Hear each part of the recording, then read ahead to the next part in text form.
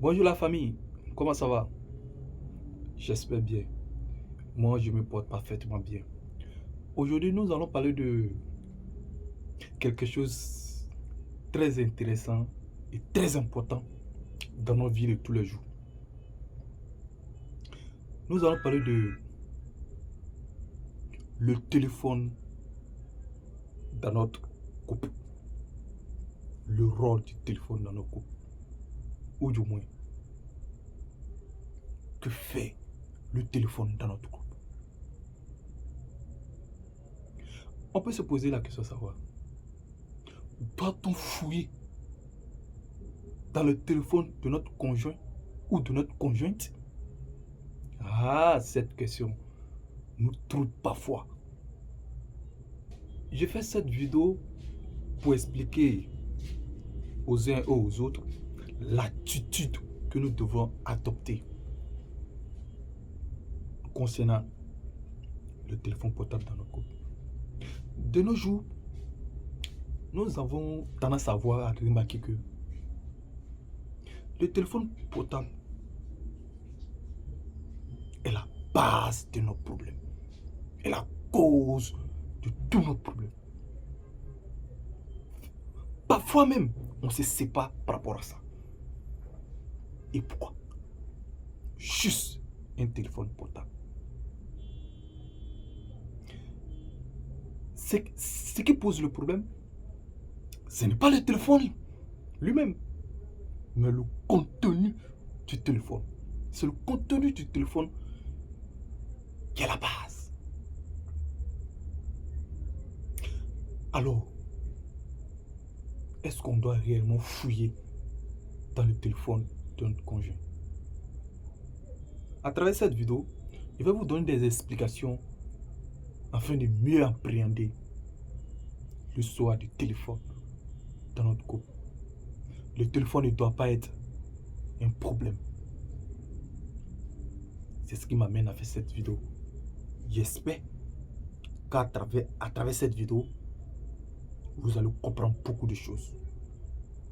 Vous allez voir clair dans cette histoire du téléphone dans notre couple. Il y a des choses qui n'ont pas été expliquées. Vous allez voir clair. Alors, avant de commencer, aimez la vidéo, partagez la vidéo et surtout, si vous n'avez pas encore fait, abonnez-vous. Il y a des choses très intéressantes que vous devrez savoir, qui vont beaucoup vous aider dans votre vidéo tous les jours. Alors, si cela est fait, on peut commencer à l'explication. Doit-on fouiller les téléphones de notre conjoint ou de notre conjointe? Non. On ne doit pas fouiller.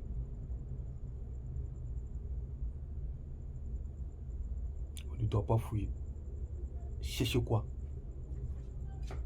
On ne cherche quoi en cherchant à fouiller?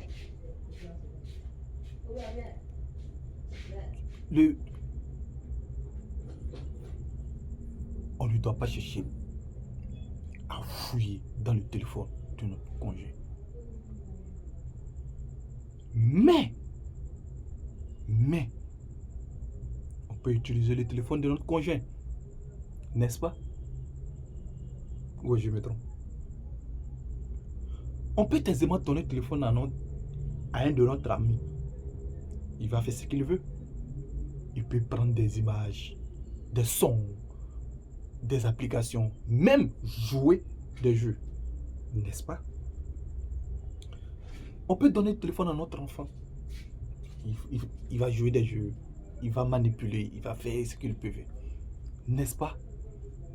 Mais quand il s'agit de notre conjoint, pourquoi notre conjoint n'a pas le droit d'utiliser notre téléphone comme notre ami peut le faire, comme notre enfant peut le faire? Pourquoi?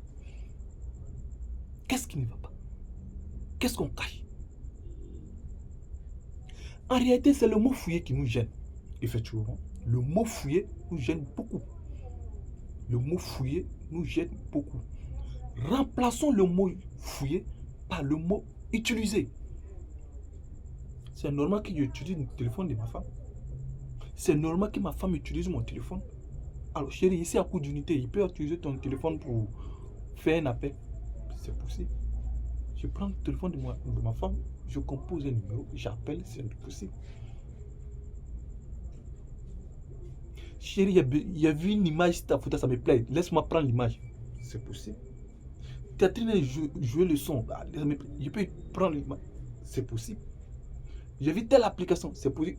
Le jeu me plaît. Je vais jouer le jeu. C'est possible. C'est possible. On utilise le téléphone de nos conjoints pour nos petits besoins. C'est normal. C'est normal.